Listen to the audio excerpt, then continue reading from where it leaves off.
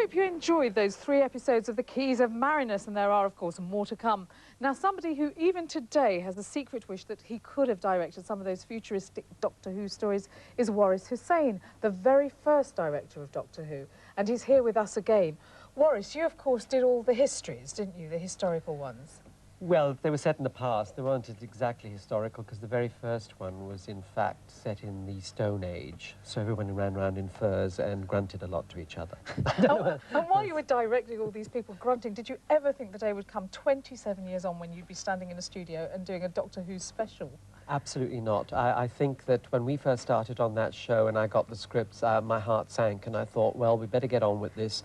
I had to audition a lot of actors. The first thing I had to ask them was, are you hairy? Because we couldn't afford to put makeup hair on them.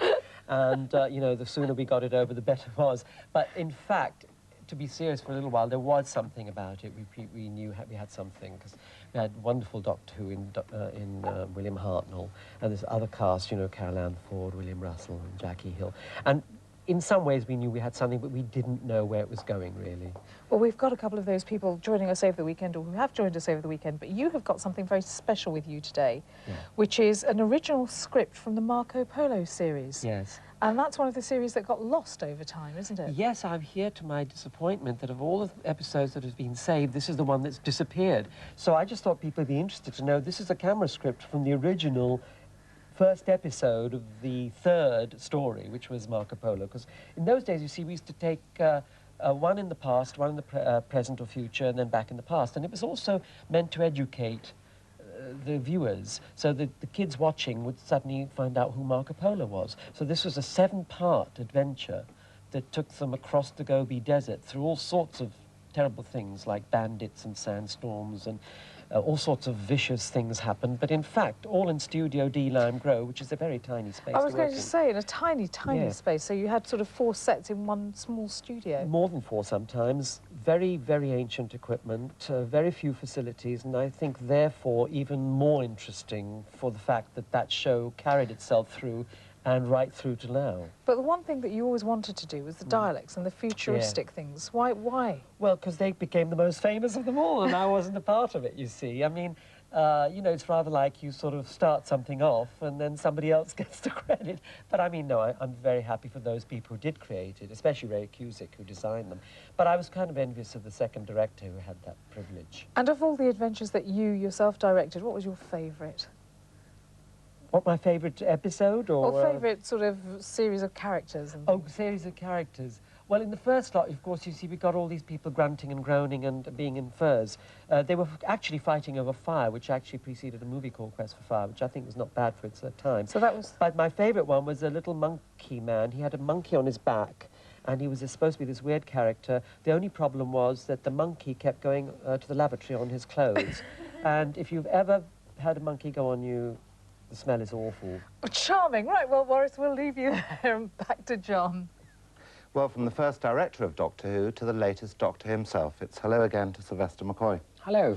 There's something I've always wanted to ask you, and I really, honestly, have never asked you this before. Did you have any second thoughts about taking on the part? Well, yes, I suppose in a way I kind of, near as it got more and more kind of tense, who was it going to happen or not, I kept thinking perhaps it'd be rather dangerous as a career move after Who. Mm-hmm.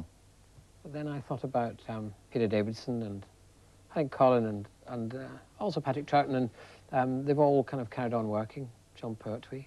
And I thought, wow, it'd be good fun to do anyway. So that was your only reservation, really, whether it would be a case of typecasting? Yes. What responsibilities does playing this part bring with it? Well, I suppose quite a great responsibility, really, because it becomes very popular to children all over the world, and therefore you have to always keep in mind that whatever actions you do in your own life, really, what you say and do. And also the spin-offs from Doctor Who are vast and immense, as you know, and the Doctor Who fan clubs all over the world, you've go and visit and chat to them. It's a way, there's a kind of a political role. I don't mean that in any kind of, you know,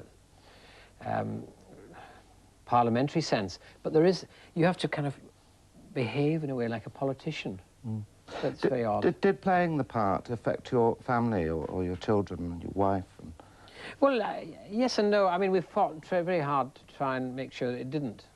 And my wife kind of keeps out of the limelight, as do my sons most of the time. They don't really want to be involved, and we carry on with a fairly normal life. But there's, you know, little things that, you know, one of their best friends, you know, got some signed autographs from me. It was discovered he was selling them at the school for £1 a piece. So I recommended that he should get a job at BBC Enterprises. Once again, thank you very much indeed. Part of the appeal of Doctor Who is the number of monsters encountered by the good Doctor and his companions on their adventures. Now, we're all familiar with the Daleks, but just how keen are you on the others? In a recent poll of Doctor Who fans, these are the ones that came out top in a monster top 10.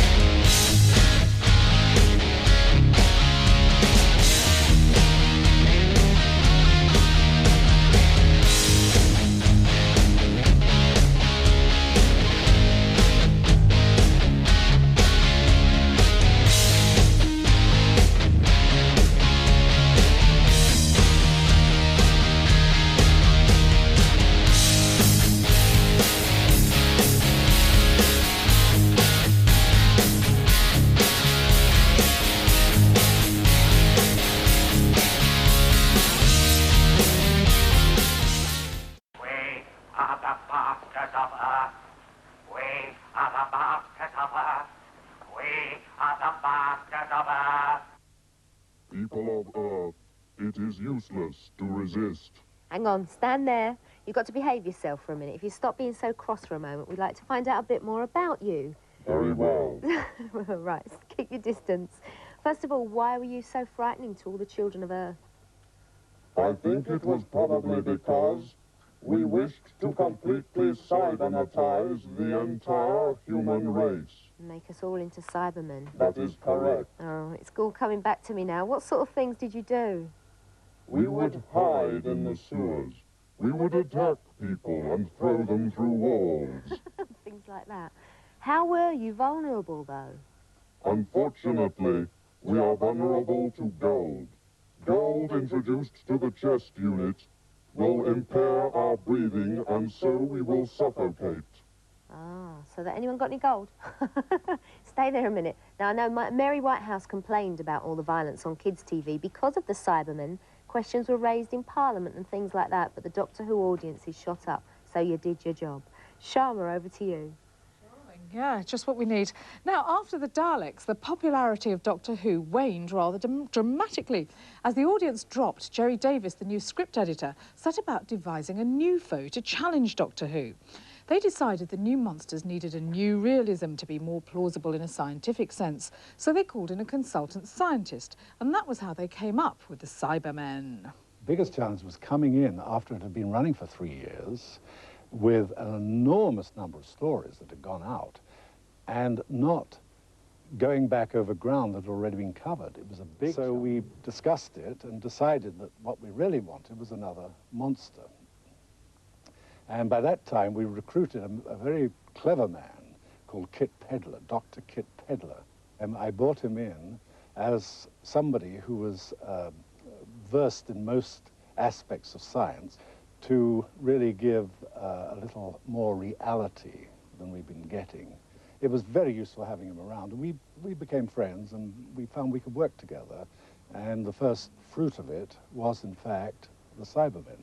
So the Cybermen came in, and I remember the graph that we had on the wall, the office wall, and we were down to this 3 million figure, which was unacceptable to the BBC planners, and we knew it. And the Cybermen went up from 3 to 6, and eventually up to 9 in about 4 weeks. We had an almost exponential sort of rising rate on this graph. And they did, they just hit the fancy of the public.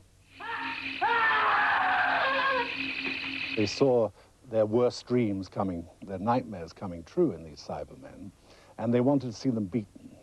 And it's a good proposition, basically, for a drama sometimes. Instead of having basing everything upon the hero, you base the plot upon the advent of some villain, and can he be, or she, or whoever it is, be stopped? The Cybermen were the ultimate villain. That's why I think they were popular. Vintage stuff.